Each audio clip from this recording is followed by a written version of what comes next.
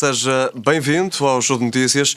Olá, Marina. Há mais uma greve dos maquinistas. É uma notícia de última hora. É verdade, os maquinistas da CP vão manter a greve ao trabalho extraordinário que chega às 8 horas diárias. O Sindicato Nacional de Maquinistas dos Caminhos de Ferro Portugueses apresentou um novo pré-aviso de greve para o período entre a meia-noite 19 de abril e o dia 4 de maio.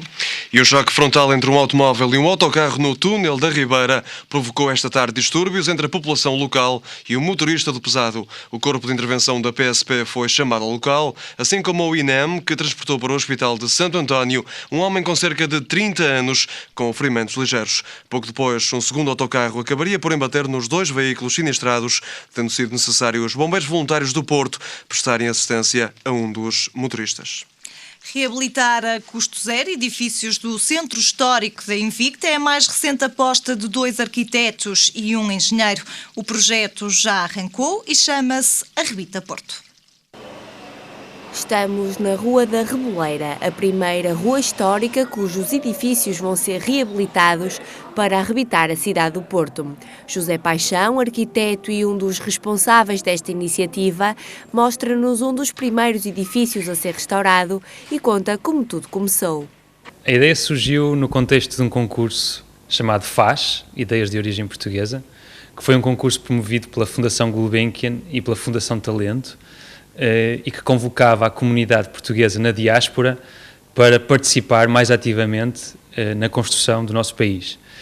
Eu já estava fora de Portugal há muitos anos e em equipa decidimos participar, apresentar uma solução inovadora que visasse combater o abandono dos centros das cidades, que era um problema que me afetava particularmente pelo contraste com a realidade que vivia e conhecia nos outros países. Reabilitar sem qualquer custo torna este desafio interessante.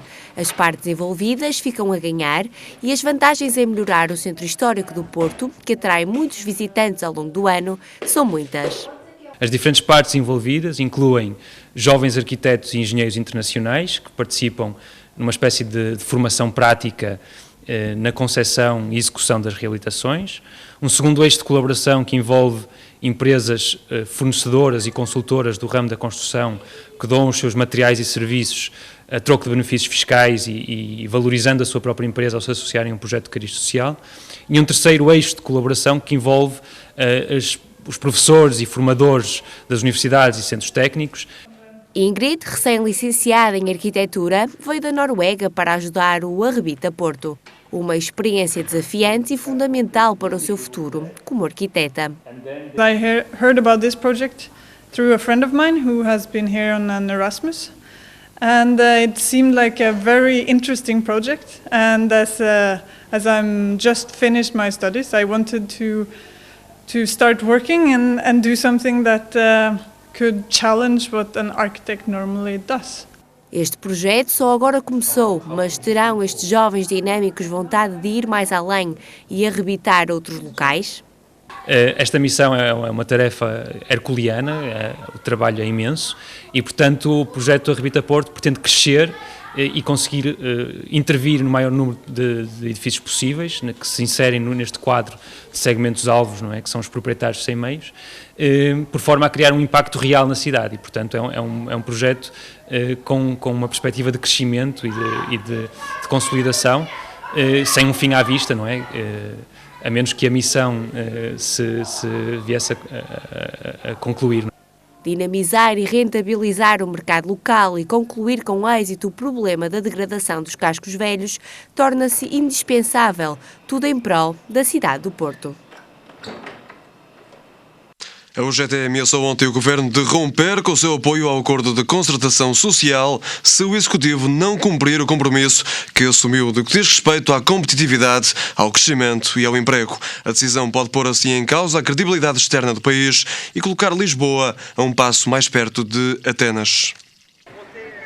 A União Geral de Trabalhadores assinou há cerca de 3 meses o acordo de concertação social, mas ameaça agora voltar atrás na sua decisão por considerar que o governo não o está a cumprir. João Proença, secretário-geral da UGT, queixa-se de que falta executar políticas ativas de emprego, publicar portarias de extensão e dinamizar a contratação coletiva. O risco de denúncia ganha força com o número de desempregados que tem vindo a aumentar desde 18 de janeiro deste ano, data em que foi assinado o acordo. João Proença, que já pediu uma reunião urgente com o primeiro-ministro, admitiu que, caso esta denúncia seja validada, levará alguns meses a ser concretizada. A possível denúncia por parte da União Geral de Trabalhadores põe assim em causa a reputação portuguesa, aproximando-a da Grécia. Em tempos de contenção, a internet pode servir para ajudar a poupar. Inúmeros são os sites e blogs que dão dicas sobre como gastar menos e ser criativo com poucos recursos. Já pensou em colocar de parte um pequeno valor mensal para os presentes de Natal ou para as férias? E comprar online? Sabe o que é? Como se faz?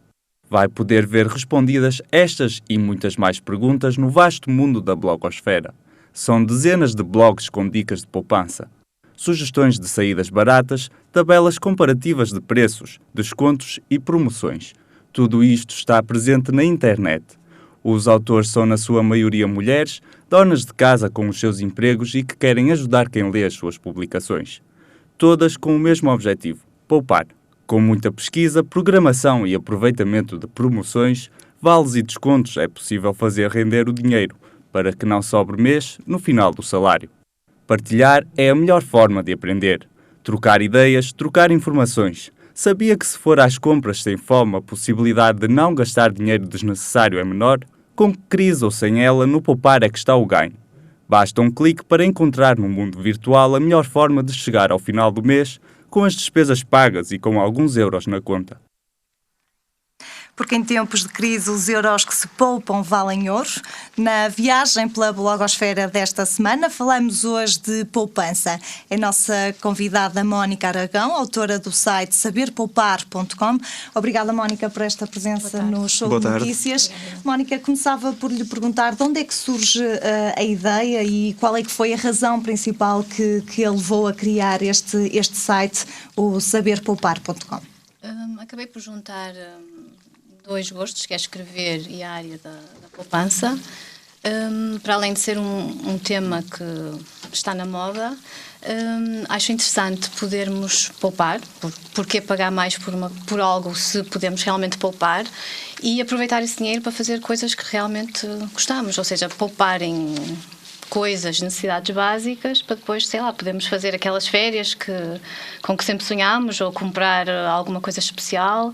A ideia foi um bocado essa, viver de forma frugal no sentido de não gastar excessivamente e poder aproveitar o que se poupa para coisas que nos interessam e que gostamos e divertidas, ou seja, saber poupar no sentido de não ser uma coisa aborrecida, nem um sacrifício, mas uma forma de viver bem com menos. E quando aí diz que temos de saber poupar, presumo eu, durante todo o ano, em todos os nossos gastos, é para depois nas férias ou nos tempos livres podermos ter mais algum dinheiro para podermos gastar naquilo que mais gostamos? Exatamente. Podemos poupar em coisas muito simples do dia-a-dia, que toda a gente sabe.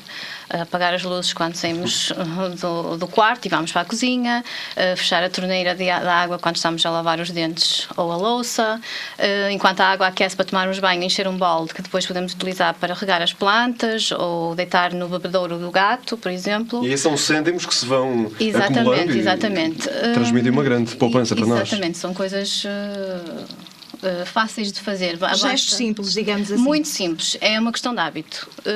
Custa um bocadinho, se calhar, implementar, mas depois começamos a fazer as coisas de forma natural, nem se pensa. E até custa fazer, ou seja, voltar atrás, não é? Porque já não faz sentido nenhum.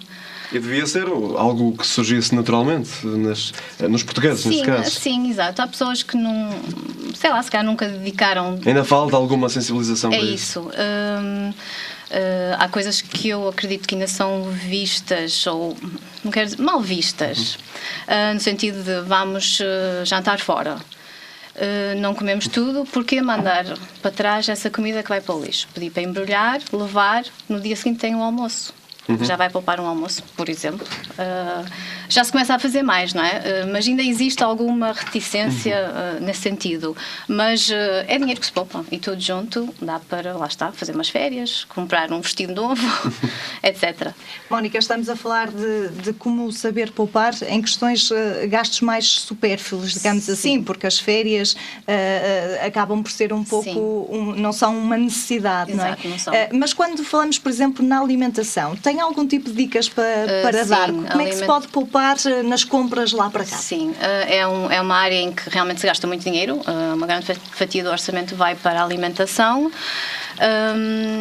Eu acho que passa essencialmente por organização, ou seja, saber o que tenho em casa, perceber prazos de validade, gastar o que tenho, não é? O que tenho no frigorífico, porque ir comprar qualquer coisa para o jantar se tem todos os ingredientes no frigorífico ou na despensa.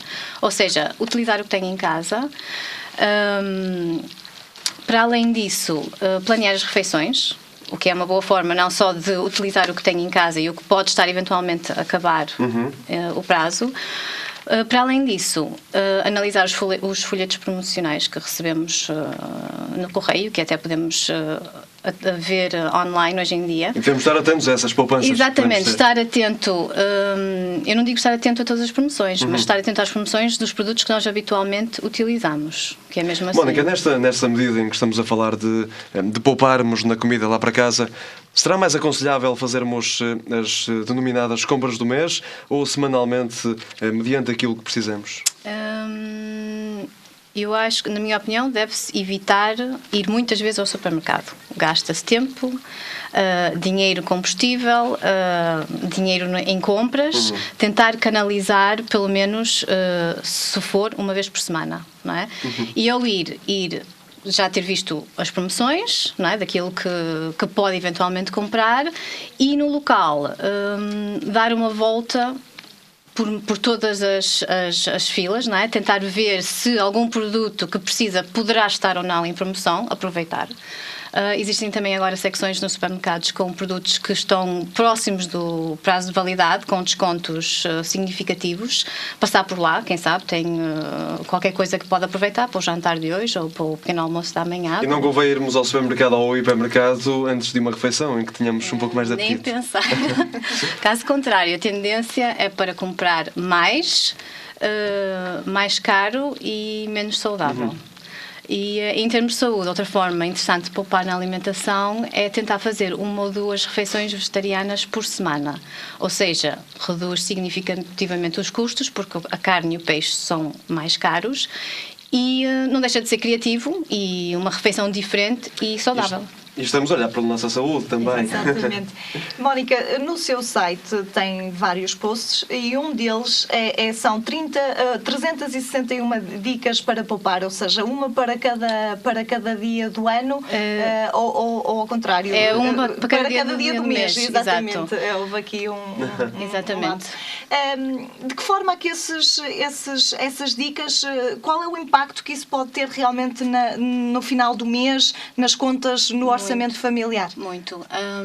Esse artigo foi mais no sentido de porque diz-se que é necessário cerca de 1 mês para mudar um hábito. E então aqui o hábito é começar a poupar mais. E a ideia era pequenos gestos diários que podemos pôr em prática todos os dias durante 1 mês para entrar no modo, digamos, poupança. Existe outro artigo no site que é como poupar 300 euros num mês, e realmente estamos, aliás, é fácil. Com imagens é muito fácil, basta reduzir as idas ao cabeleireiro, por exemplo, reduzir a compra de um livro, pedir antes emprestado a um colega de trabalho, por exemplo. Também na internet hoje em dia já se consegue ler algumas Exatamente. publicações Ler quase muita na coisa, íntegra. não é? Se pararmos para pensar, é muito fácil, digo eu, porque eu já fiz isto, e o meu conselho é, para quem quer realmente começar a poupar, a primeira coisa que deve fazer é, durante 1 mês, registar todas as compras que fizer, por mais pequenas que sejam, guardar todos os talões de todas as compras que efetuar, e no final do mês fazer contas, contabilizar. E ver onde é que podemos poupar quanto é no que mês gastou em alimentação, quanto é que gastou em comer fora, quanto é que gastou em lazer e vai provavelmente saltar à vista uma área onde realmente está a gastar muito dinheiro e que pode reduzir. E canalizar o dinheiro para outras coisas. Mas, Mónica, há um dado curioso que há muitas pessoas que dizem que não conseguem poupar porque têm medo que isso acabe por lhes diminuir a qualidade de vida. É isso que significa poupança? Não acredito. Porque lá está, por exemplo, a questão das férias. Prefiro canalizar um certo valor todos os meses para o meu fundo de férias, como eu chamo, e depois realmente no verão ou no inverno ou quando tiver férias poder sair e fazer uma viagem que quero mesmo fazer. Acho que vale a pena. Para além disso, E devemos de pensar, quando poupamos, que temos um objetivo. Isso também ajuda a pouparmos uns cêntimos ou poucos euros por dia, não é? Às vezes o poupar também passa por estabelecer um objetivo.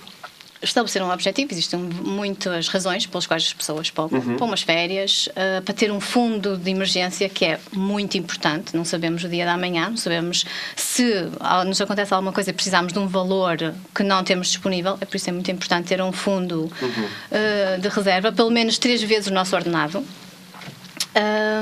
Para além disso, outras formas de poupar passa por não sobrecarregar o orçamento mensal. Ou seja, por exemplo, se comprar todos os meses um presente de Natal, a começar em janeiro, chega a dezembro, vai ter as prendas quase todas compradas, não é? E não vai ter que gastar aquele valor astronómico, em alguns casos, num só mês.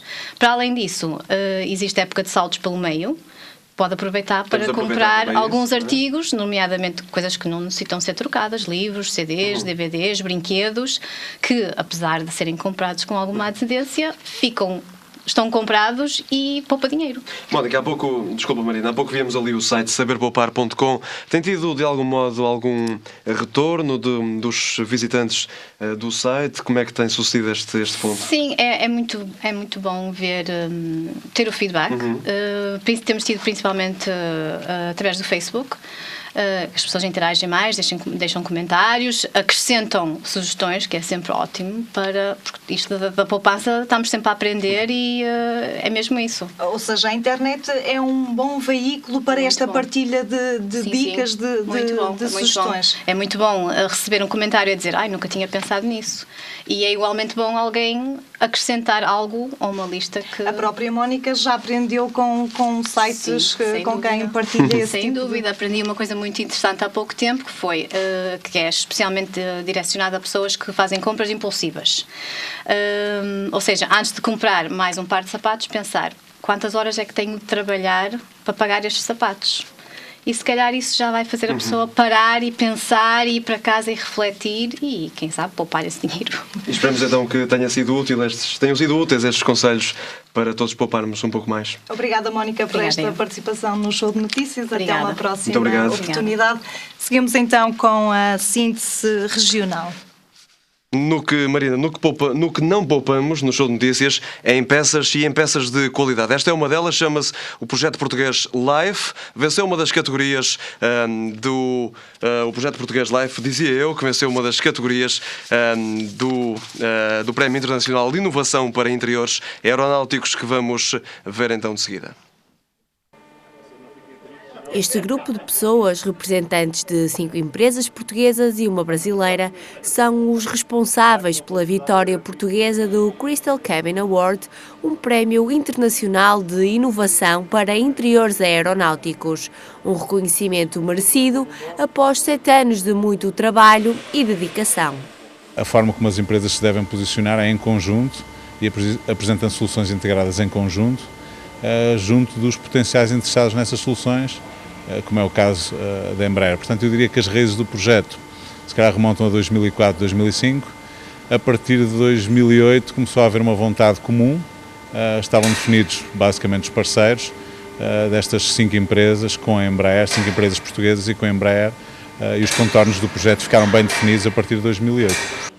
O potencial do LIFE, que disputou com outros 58 projetos o Prémio Internacional, deve-se em grande parte aos materiais utilizados, matérias-primas abundantes no nosso país, contribuindo assim para um avião mais leve e ecológico.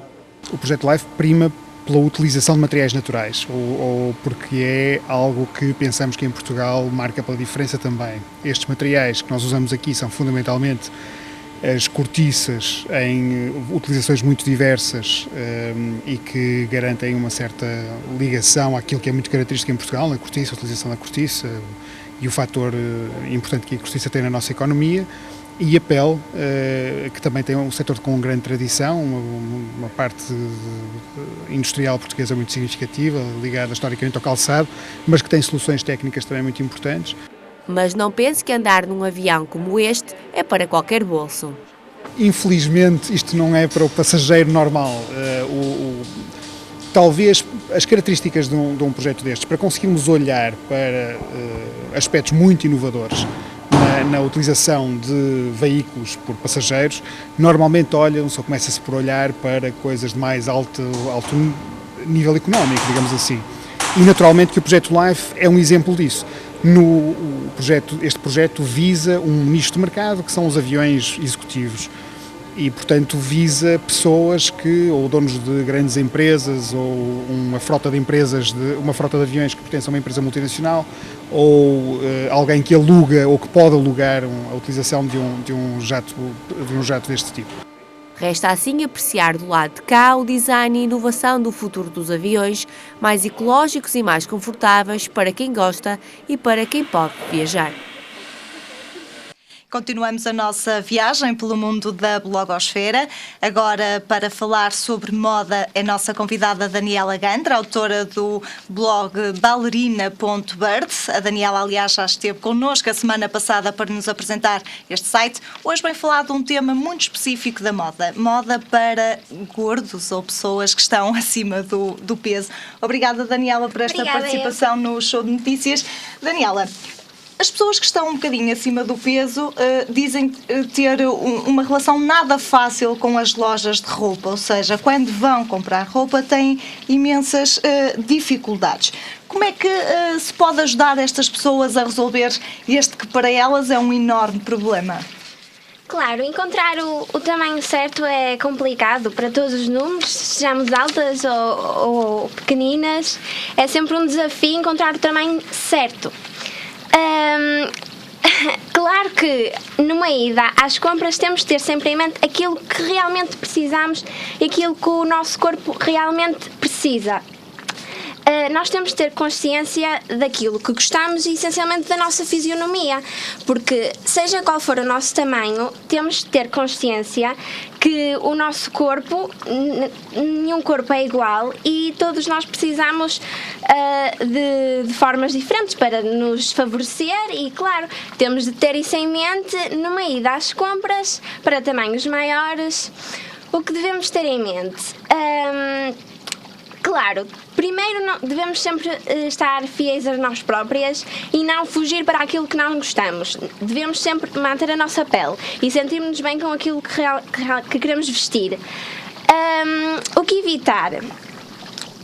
Eu acho que devemos, nos números grandes, devemos evitar as roupas largas, porque realmente é um erro muito comum. Acho que talvez é o erro maior que as pessoas acabam por cometer. Há alguns erros que estas pessoas acabam por cometer quando vão às compras. Por um lado, se é a roupa mais larga, por outro lado, também é a escolha de um estilo de roupa que não é muito adequado. Sim. A Daniela, melhor do que nós, percebe estes erros.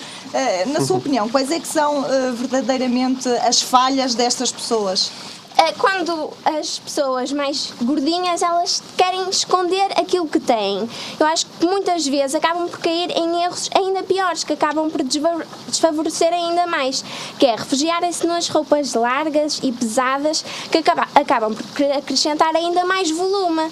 Por exemplo, as roupas pretas, isso, um look total preto, claro, vai sobrecarregar o look inteiro. Mas Por há um isso, bocado a ideia, a pessoa acha Sim. que vestindo-se de preto fica Disfarça, mais pelo elegante. menos. Há um bocado este, não sei se é um mito, mas há um bocadinho esta sim, ideia. o preto realmente acaba por diminuir um pouco do volume. As pessoas muitas vezes têm medo das cores mais garridas e realmente têm de ter cuidado com por exemplo, com os padrões maiores, porque acabam por atrair mais atenção e vão logo aumentar, dar mais volume. Nessa questão têm de estar um bocadinho afastadas se realmente querem disfarçar aquilo que têm.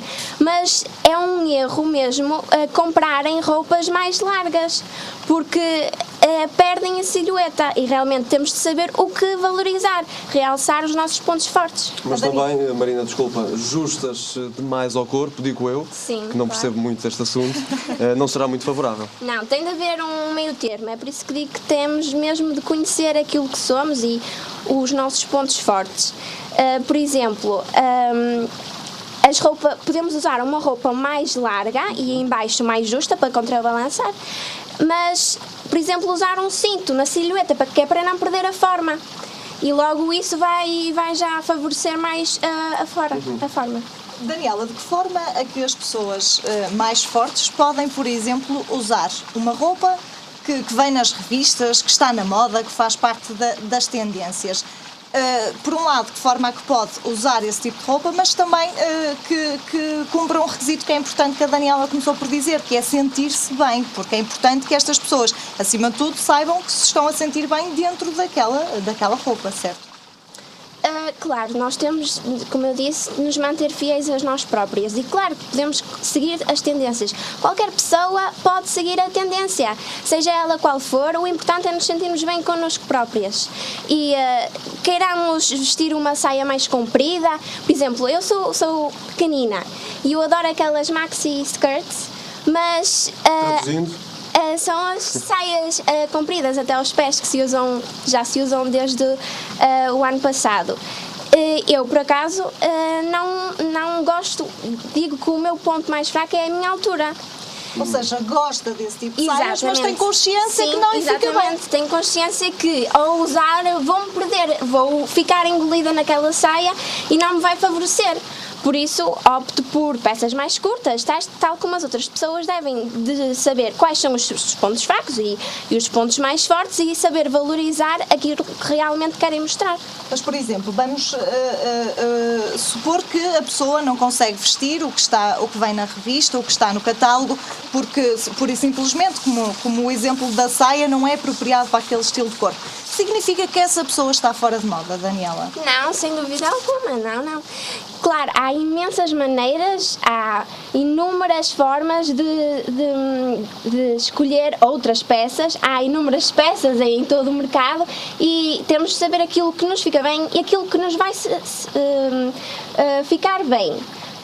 Claro que depois de algum tempo podemos ficar desiludidas, gosto muito daquela peça mas não me fica bem, mas não podemos desistir, temos que encontrar peças que realmente façam jus àquilo que somos. As pessoas mais gordas podem parecer mais magras, isso não é teoria, é verdade. Sim.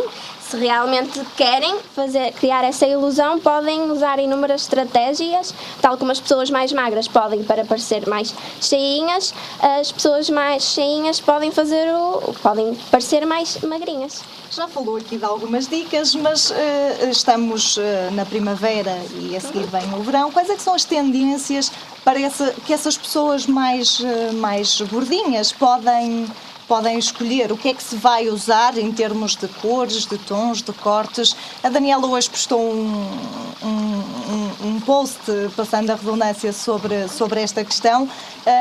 O que é que se vai usar? O que é que estas pessoas vão poder vestir esta primavera-verão? Eu já da última vez que cá estive nomeei algumas das tendências para esta primavera-verão. Temos os pastéis. Os pastéis e as cores claras se calhar não são cores muito favoráveis para as pessoas que querem criar ilusões. E o que interessa aqui, Daniela, estamos sem tempo, é mesmo que as pessoas que tenham um pouco mais de peso tenham autoconfiança e podem sentir-se e vestir-se tão bem como podem as que têm usufruir da mais moda. peso. Daniela, muito obrigado mais uma vez. Daniela. E avançamos com o primeiro intervalo deste show de notícias. Voltamos já a seguir. Até já.